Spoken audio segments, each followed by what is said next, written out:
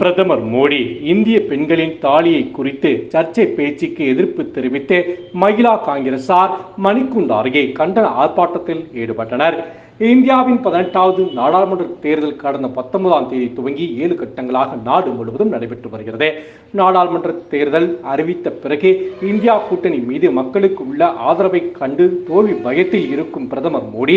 இந்திய கூட்டணி மீது காங்கிரசார் மீதும் பொய் குற்றச்சாட்டுகளை கூறி வருவதாகவும், இந்த நிலையில் கடந்த சில நாட்களுக்கு முன்பு ராஜஸ்தான் மாநிலத்தில் தேர்தல் பரப்புரையில் ஈடுபட்ட பிரதமர் மோடி இஸ்லாமியர்கள், வந்தீர்கள், தீவிரவாதிகள் அதிகமாக பிள்ளை பெற்றுக் கொள்பவர்கள் என்றும், காங்கிரஸ் ஆட்சிக்கு வந்தால் இந்திய பெண்களின் தங்கத்தை கணக்கிட்டு அந்த சொத்துக்களை இஸ்லாமியர்களிடம் கொடுத்து விடும், காங்கிரஸ் ஆட்சிக்கு வந்தால் இந்திய பெண்களின் தாலி கூட தப்பாது என்று அவதூறாக பேசியுள்ளதாகவும், மோடியின் இந்த சர்ச்சை பேச்சுக்கு எதிர்ப்பு தெரிவிக்கும் வகையில் திங்கட்கிழமை மாலை 5:30 மணி அளவில் திண்டுக்கல் மாநகராட்சி மணிக்கூண்டு அருகே திண்டுக்கல் மாவட்ட மகிழா காங்கிரஸ் சார்பில் கண்டன ஆர்ப்பாட்டத்தில் ஈடுபட்டனர். திண்டுக்கல் மாவட்ட மகிழா காங்கிரஸ் தலைவர் ரோஜா பேகம் தலைமையில் நடைபெற்ற இந்த கண்டன ஆர்ப்பாட்டத்தில் திண்டுக்கல் மாவட்ட மாநகர காங்கிரஸ் தலைவர் மணிகண்டன் கண்டன உரையாற்றினார். அதனைத் தொடர்ந்து இந்த கண்டன ஆர்ப்பாட்டத்தில் சுமதி, நாகலட்சுமி, அம்சவள்ளி, வேங்கை ராஜா, மச்சக்காலை, முகமது அலியார், அப்பாஸ்,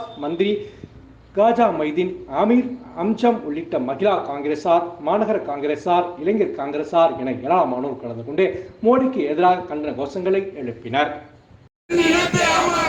பெண்ணினத்தை அவமானப்படுத்த